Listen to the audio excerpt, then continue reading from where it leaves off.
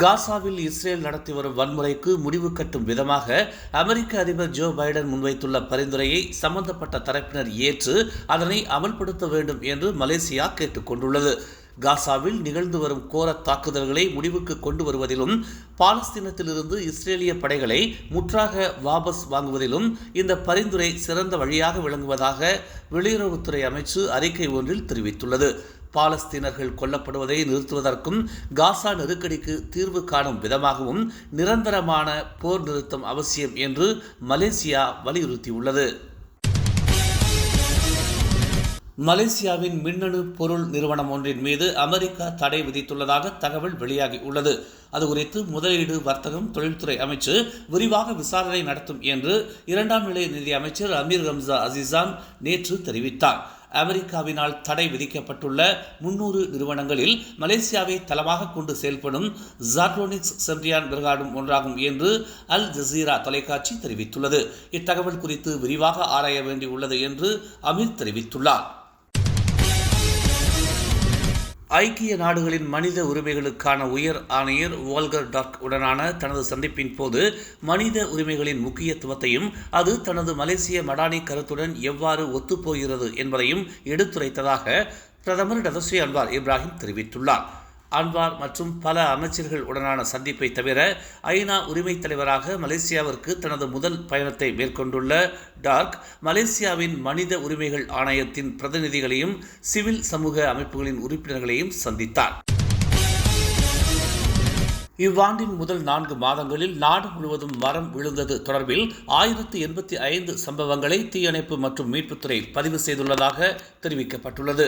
கனமழை மற்றும் பலத்த காற்று காரணமாக கடந்த ஜனவரி மாதம் தொடங்கி நிகழ்ந்து வரும் இத்தகைய சம்பவங்களால் உயிர் இழப்பு மற்றும் பொருட்சேதமும் ஏற்பட்டுள்ளதாக தீயணைப்பு மற்றும் மீட்புத்துறையின் தலைமை இயக்குநர் டத்தோ நூர்கிசா முகமது கூறினார். இவ்வாண்டு ஜனவரி மாதம் முதல் ஏப்ரல் மாதம் வரை நிகழ்ந்த இத்தகைய எதிர்பாராத பேரிடர்கள் காரணமாக 15 பேர் காயங்களுக்கு உள்ளான வேளையில் 4 உயிரிழந்துள்ளதாக அவர் தெரிவித்துள்ளார். இத்தகைய சம்பவங்களின் போது காயமுற்ற 15 பேரை தீயணைப்பு படையினர் வெற்றிகரமாக காப்பாற்றி உள்ளதையும் அவர் சுட்டிக்காட்டியுள்ளார். பொருட்களை இறக்குமதி செய்யும் ஒரு நிறுவனத்திடமிருந்து 12,500 வெள்ளியை லஞ்சமாக பெற்றதாக சுங்கத்துறையின் 2 உதவி அமலாக்க ஊழியர்கள் மீது 14 குற்றச்சாட்டுகள் சுமத்தப்பட்டுள்ளன.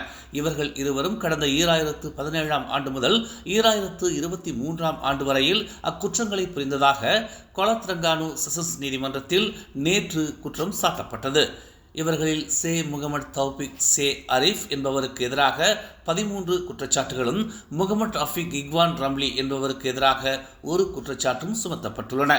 கோலாலம்பூர் அனைத்துலக விமான நிலையத்தின் சரக்கு முனையத்தில் வேலை செய்யும் அவர்கள் இருவரும் நீதிபதி முகமது அஸ்கார் ஒஸ்மான் முன்னிலையில் வாசிக்கப்பட்ட தங்கள் மீதான குற்றச்சாட்டுகளை மறுத்தனர்.